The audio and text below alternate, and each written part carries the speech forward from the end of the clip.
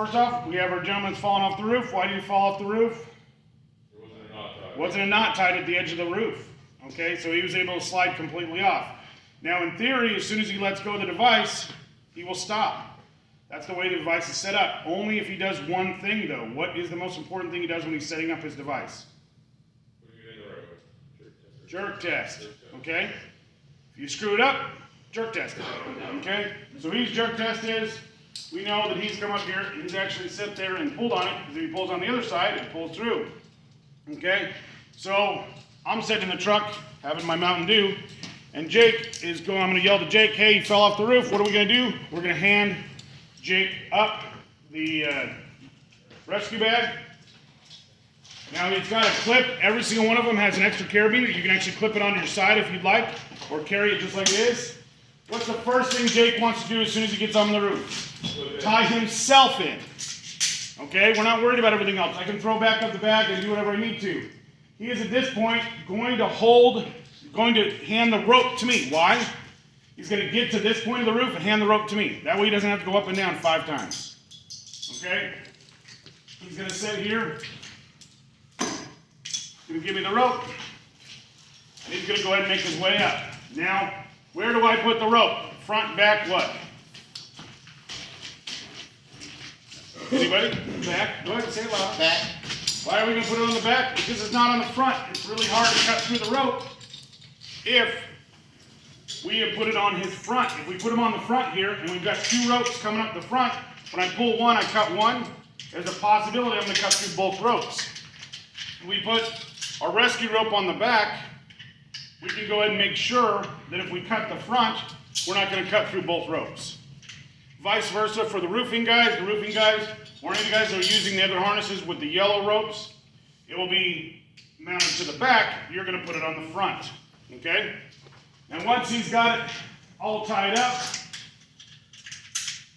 and he's got it locked up, what's the first thing he needs to do once he's locked up? Jerk test. Jerk test is the most important thing he does right here. It is very hard to get this right when you're on the roof. Okay? Then he's going to come all the way down.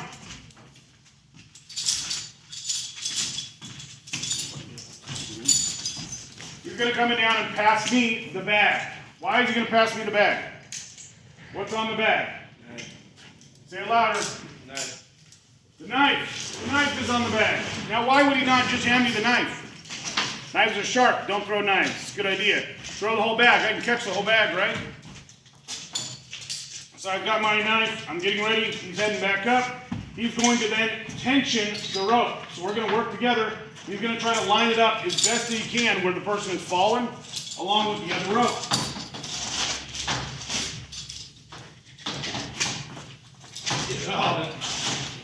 All right. He's going to tension it up. Now, what did we see when he tensioned it up? We saw it lift off his shoulders. Now it's supporting him. Now I can go ahead and cut. Now, we usually, if we have another person down here, hey, come here, so you don't fall asleep. He's going to help me because he's on the site, and he's not even a roofing guy, right? I don't care. I don't care what he's doing. He's going to be my backup. So I take the knife, keep it in my hand. I'm going to go ahead and have him hold on to it. Okay? He's also going to hold on to it. We are having to communicate at this point. We're going to have to say, hey, Jake, you got to tension up. We good to go? You did your jerk test? Yep, good to go. All right. I'm going to go ahead and cut. Now, here's the most important part we see here. Where is his feet going to go when I cut him? Towards you. Nope. Don't throw it back. Nope. If he's attached to the back, on the rescue side, his feet will go straight down. So I can watch him while I do this. Okay? If it's reversed, I want to make sure that if we're attaching here on the rescue side and I cut here, I want to face him away from me. Why? Because as soon as I cut him and he's hooked to the front on the rescue rope, his feet will kick forward.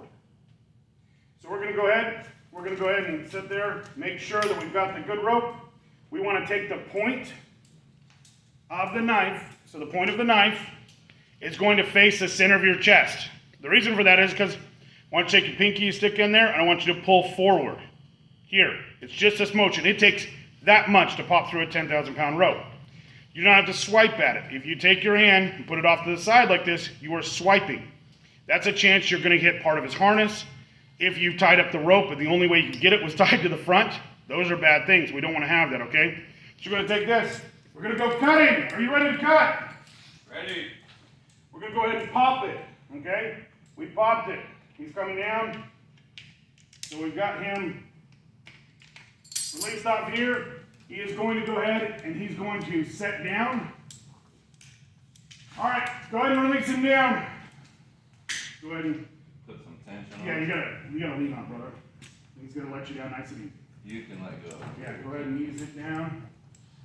He's gonna let him down nice and easy all the way to the ground. Okay? Keep going, keep going, keep going. Yep, it's uncomfortable, right? And what's the thing we want him to do on the ground? We want him to stay in the fetal position. For how long? Until the ambulance gets there. Okay? That's really what it boils down to. We want them to stay in the fetal position. We do not want them to stand up. They will be fine, and all of a sudden they will pass out dead. The blood that is now locked in their legs will come up, and that can kill them. Okay? So we want to make sure that's really good. We want to keep him that way. If he's passed out, we want to get behind him and hold him up until the ambulance gets there. Because he passed out, what is your body trying to do? Get that blood from your legs passed up to your head. That will roughly happen after about 15 minutes. Okay? So this is really, really important that we keep an eye on that. Okay? Now, like I said, if you have more people to help, get them helping. Okay? Do not go through this whole process if you can get a ladder to them. Okay? Always try to go for the easiest solution first. Don't go through the whole process. If he's hanging there 3 feet off the ground, put a ladder underneath him. Okay? That's really important. You know, if we need to, get a ladder underneath him, release him, pop everything. We don't have to cut nothing. We're 10 seconds in. Within 5 minutes, if we can get him down within 5 minutes, we're fine. That's not a big deal. Once we hit about 15, he's going to pass out no matter what. And that's where we need to have people have that kind of an idea. Okay? So, always keep your bag ready to go. Make sure it's packed. Checking that rope. Making sure everything's going good. Go ahead, Andrew. Go ahead and pause it.